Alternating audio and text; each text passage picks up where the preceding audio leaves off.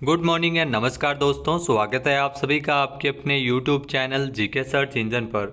आज है 17 अप्रैल और 17 अप्रैल से रिलेटेड राजस्थान करंट अफेयर्स के जितने भी इम्पोर्टेंट क्वेश्चन हैं उन सभी को हम इस वीडियो में डिस्कस करने वाले हैं। तो पूरा वीडियो बहुत ध्यान से देखना और वीडियो के एंड में मैं आपसे क्वेश्चन पूछूंगा जिसका आंसर आप सभी को कमेंट बॉक्स में देना है। कल के वीडियो में मैंने आपसे क्वेश्चन पूछा था जो था राजस्थान की सरकारी स्कूलों में कक्षा 1 से लेकर 8वीं तक दिए जाने वाले मिड डे मील की जानकारी के लिए कौन सा एप्लीकेशन लॉन्च किया गया है। तो इसके लिए राज सिम्स ऐप को लॉन्च किया है, यानी कि बी ऑप्शन इसका बिल्कुल सही था। जिन दोस्तों ने बी ऑप्शन कमेंट बॉक्स में सही जवाब दिया था उनको हार्दिक शुभकामनाएं।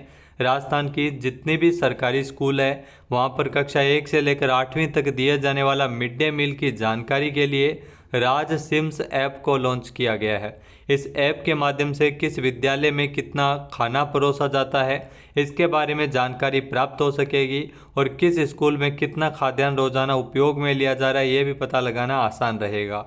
मिड डे मील योजना के अंतर्गत कक्षा 1 से लेकर 5वीं तक 100 ग्राम गेहूं चावल तथा कक्षा 6 से 8वीं तक के विद्यार्थियों को 150 ग्राम गेहूं एवं चावल है वो भोजन के रूप में परोसा जाता है।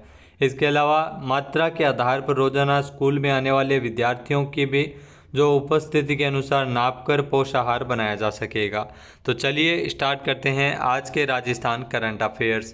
पहला क्वेश्चन है, हाल ही में अंतर्राष्ट्रीय वामा अकादमी की राजस्थान की अध्यक्ष कौन बनी है। जी, अंतर्राष्ट्रीय वामा अकादमी राजस्थान की अध्यक्ष बनी है सरोज शर्मा। सी ऑप्शन इसका बिल्कुल सही है जो आप तस्वीर में देख सकते हैं। आइए जानते हैं इम्पोर्टेंट फैक्ट्स। तो अंतर्राष्ट्रीय वामा अकादमी की राजस्थान के अध्यक्ष बनी है सरोज शर्मा। वामा एवं संस्कृति साहित्य अकादमी का अध्यक्ष का चुनाव किया गया है। राजस्थान में ये अध्यक्ष बनाई गई है सरोज शर्मा।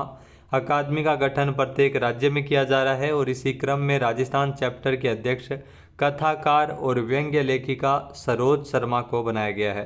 ये अकादमी युवा लेखिकाओं को मंच प्रदान करती है। नेक्स्ट है, हाल ही में राजस्थानी भाषा साहित्य के क्षेत्र में उल्लेखनीय सेवाओं के लिए किसे मारवाड़ रत्न अवार्ड के अंतर्गत पद्मश्री डॉक्टर सीताराम लालस पुरस्कार से पुरस्कृत किया जाएगा। तो यह पुरस्कार डॉक्टर गजय सिंह राजपुरोहित को मिलेगा। बी ऑप्शन इसका बिल्कुल सही है। इनका संबंध जोधपुर से है और मूल रूप से जैतारण पाली के रहने वाले हैं। इनको पड़कती प्रीत के लिए जो केंद्रीय साहित्य अकादमी का सर्वोच्च अवार्ड भी इनको मिल चुका है। तो आइए जानते हैं इम्पोर्टेंट फैक्ट्स। तो राजस्थान में पाली जिले के जैतारण में निम्बोल निवासी और जोधपुर में जो जय नारायण व्यास विश्वविद्यालय में राजस्थानी विभागाध्यक्ष एवं कवि भी है डॉक्टर गजय सिंह राजपुरोहित। इनको राजस्थानी भाषा साहित्य के क्षेत्र में उल्लेखनीय योगदान के लिए मेहरानगढ़ म्यूजियम ट्रस्ट जोधपुर के द्वारा मारवाड़ रत्न अवार्ड के अंतर्गत पद्मश्री डॉक्टर सीताराम लालस पुरस्कार से इनको पुरस्कृत किया जाएगा। मेहरानगढ़ म्यूजियम ट्रस्ट के महाप्रबंधक जगत सिंह राठौड़ के मुताबिक 12 मई 2024 को जोधपुर के स्थापना दिवस के अवसर पर मेहरानगढ़ में स्थित मानशाही परकोटे चौक पर आयोजित समारोह में गज सिंह के द्वारा गजय सिंह राजपुरोहित को पुरस्कार दिया जाएगा।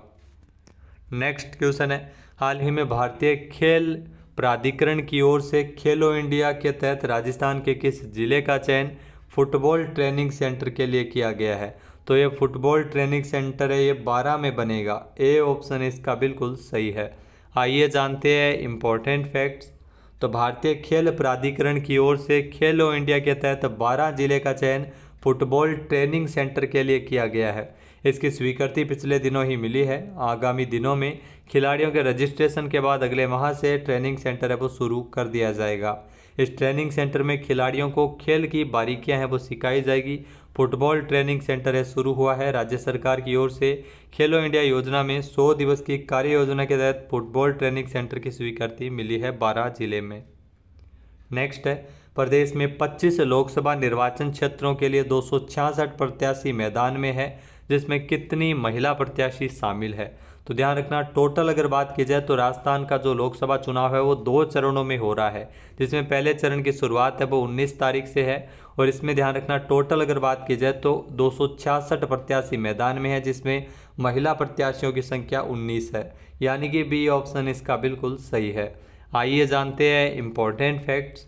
तो प्रदेश में 25 लोकसभा निर्वाचन क्षेत्रों के लिए 266 प्रत्याशी मैदान में है, जिसमें 19 महिला प्रत्याशी शामिल है। सर्वाधिक 18 प्रत्याशी चित्तौड़गढ़ में और सबसे कम 4 प्रत्याशी है वो धौलपुर करौली लोकसभा क्षेत्र से है। मुख्य निर्वाचन अधिकारी के मुताबिक लोकसभा चुनाव 2024 में वर्ष 2019 में लोकसभा चुनाव के मुकाबले प्रत्याशियों की संख्या में बढ़ोतरी हुई है। प्रदेश के सभी 25 लोकसभा निर्वाचन क्षेत्रों में जो वर्तमान में 266 प्रत्याशी है, जिसमें मैदान में 247 पुरुष प्रत्याशी और 19 महिला प्रत्याशी मुकाबले में है। 2019 में अगर देखा जाए तो 249 थे, जिसमें 226 पुरुष थे और 23 महिला प्रत्याशी चुनाव मैदान में थे। यानी टोटल अगर बात की जाए तो प्रत्याशियों की संख्या में 17 की वृद्धि हुई है और महिला प्रत्याशी पहले की तुलना में कम हुए हैं।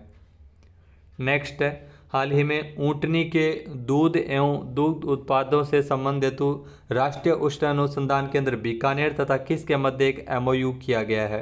तो बहुला फूड्स प्राइवेट लिमिटेड और राष्ट्रीय उष्ण अनुसंधान केंद्र बीकानेर के मध्य इस MOU पर हस्ताक्षर किए गए हैं। यानी कि बी ऑप्शन इस क्वेश्चन का बिल्कुल सही है। आइए जानते हैं इम्पोर्टेंट फैक्ट्स। तो राष्ट्रीय उष्ण अनुसंधान केंद्र बीकानेर और बीकानेर जिले की बहुला फूड्स प्राइवेट लिमिटेड के मध्य 16 अप्रैल को एक MOU पर हस्ताक्षर किया गया था। ऊँटनी के दूध तथा दूध उत्पादों से संबंधित इस MOU पर जो राष्ट्रीय उष्ण अनुसंधान केंद्र की ओर से निदेशक डॉक्टर आर्तबंधु साहू और बहुला फूड्स प्राइवेट लिमिटेड की आकृति श्रीवास्तव जो CEO है, इन्होंने हस्ताक्षर किए हैं। इसके तहत उपभोक्ताओं में ऊँटनी के दूध एवं दूध उत्पादों की मांग एवं विश्वसनीयता बढ़ेगी, जिसका लाभ ऊँट पालकों को भी मिल सकेगा। राष्ट्रीय उष्ण अनुसंधान केंद्र की दोस्तों बात करें तो बीकानेर से लगभग 10 किलोमीटर की दूरी जोहड़बीड़ में स्थित है, जिसे 20 सितंबर 1995 को क्रमोन्नत करते हुए राष्ट्रीय उष्ण अनुसंधान केंद्र का नाम दिया गया था। 1984 में इसकी स्थापना ऊँट निदेशालय के रूप में की गई थी।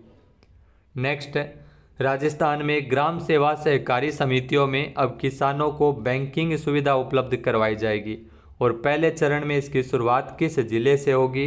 तो पहले चरण में इसकी शुरुआत है वो सीकर से होगी। यानी कि सी ऑप्शन इसका बिल्कुल सही है। आइए जानते हैं इम्पोर्टेंट फैक्ट्स। तो प्रदेश में सहकारिता की रीढ़ ग्राम सेवा सहकारी समितियों में अब किसानों को बैंकिंग सहित ई-मित्र सरीकी सुविधाएं दी जाएगी। ऑनलाइन होने से किसानों को बैंक संबंधी काम होने पर बैंक है वो नहीं जाना पड़ेगा। कोर बैंकिंग में किसी भी सहकारी समिति का सदस्य किसी भी बैंक या समिति से नगद ऑनलाइन ट्रांजैक्शन कर सकता है। सहकारी समितियों को ऑनलाइन करने के लिए कंप्यूटर एवं उपकरणों को भिजवा दिया गया है। पहले चरण में सीकर से इसकी शुरुआत होगी। सीकर जिले की 245 और प्रदेश की करीब 5500 ग्राम सेवा सहकारी समितियों को ऑनलाइन करने के लिए केंद्र स्तर पर इसमें कवायद जारी है। नेक्स्ट है, राजस्थान में चिरंजीवी योजना के स्थान पर शुरू हुई मुख्यमंत्री आयुष्मान आरोग्य योजना। इसमें बीमारियों के कितने पैकेज शामिल है? तो इसमें ध्यान रखना बीमारियों के 1806 पैकेज अब उपलब्ध है। यानी कि ए ऑप्शन इसका बिल्कुल सही है। आइए जानते हैं इम्पोर्टेंट फैक्ट्स। तो राजस्थान की भजनलाल सरकार ने 19 फरवरी से चिरंजीवी योजना, जो चिरंजीवी स्वास्थ्य बीमा योजना है, गहलोत सरकार की चलाई गई योजना थी, उसका नाम बदला गया है और इसका नया नाम मुख्यमंत्री आयुष्मान आरोग्य योजना की गई है। जहां भजनलाल सरकार ने तत्काल इस योजना की शर्तें और प्रावधानों में किसी प्रकार का बदलाव नहीं किया है। यानी 25 लाख रुपए का बीमा कवर जो पहले भी मिलता था अभी भी मिलेगा, लेकिन चिरंजीवी स्वास्थ्य बीमा योजना के नाम से जहां भी इस योजना का प्रचार प्रसार और होर्डिंग इस्तेमाल किए जा रहे हैं, तुरंत बदले गए हैं। चिरंजीवी योजना के अंतर्गत बीमारियों के 1806 प्रकार के पैकेजेस उपलब्ध है, जिसमें जो कैंसर की डे केयर थेरेपी भी इसमें शामिल है। नेक्स्ट है, श्री अन्नपूर्णा रसोई योजना के माध्यम से राजस्थान में प्रति थाली राजकीय सहायता राशि 17 रुपये से बढ़ाकर कितनी की गई है? तो 17 रुपये से बढ़ाकर जो प्रति थाली राजकीय सहायता राशि है वो अन्नपूर्णा रसोई योजना के अंतर्गत, जी हाँ, इसमें 17 रुपये से बढ़ाकर 22 रुपये की गई है। सी ऑप्शन इसका बिल्कुल सही है। आइए जानते हैं इम्पोर्टेंट फैक्ट्स। तो इंदिरा रसोई योजना के स्थान पर राजस्थान में श्री अन्नपूर्णा रसोई योजना के नाम से इस योजना का संचालन किया जा रहा है, जिसमें 8 रुपये में शुद्ध एवं पौष्टिक भोजन उपलब्ध करवाया जा रहा है। जरूरतमंद व्यक्तियों को कम कीमत पर गुणवत्तापूर्ण पौष्टिक भोजन उपलब्ध करवाने की दृष्टि से पूर्व में 450 ग्राम भोजन की मात्रा मिलती थी, जिसे इस बार इंदिरा रसोई योजना के माध्यम से बढ़ाकर 600 ग्राम भोजन देने का निर्णय लिया गया है। इस हेतु प्रति थाली राजकीय सहायता राशि 17 रुपये से बढ़ाकर 22 रुपये की गई है। यानी योजना के लिए लगभग 350 करोड़ रुपए है वो इसमें लागत आएगी, वार्षिक रूप से व्यय होंगे। नेक्स्ट है, दुनिया के सबसे व्यस्त एयरपोर्ट की लिस्ट में दिल्ली एयरपोर्ट की रैंकिंग क्या है। तो दुनिया के सबसे व्यस्ततम एयरपोर्ट की सूची जारी की है, जिसमें दिल्ली एयरपोर्ट है वो 10वें स्थान पर है, यानी कि बी ऑप्शन इसका बिल्कुल सही है। आइए जानते हैं इम्पोर्टेंट फैक्ट्स। तो एयरपोर्ट्स काउंसिल इंटरनेशनल ने हाल ही में दुनिया के सबसे व्यस्त एयरपोर्ट की सूची जारी की है, जिसमें इंदिरा गांधी अंतर्राष्ट्रीय एयरपोर्ट है वो IGI एयरपोर्ट है वो दिल्ली का 10वें स्थान पर है। जहां एयरपोर्ट काउंसिल ऑफ इंटरनेशनल के मुताबिक दिल्ली स्थित IGI एयरपोर्ट से सालाना 7.22 करोड़ पैसेंजर यात्रा करते हैं।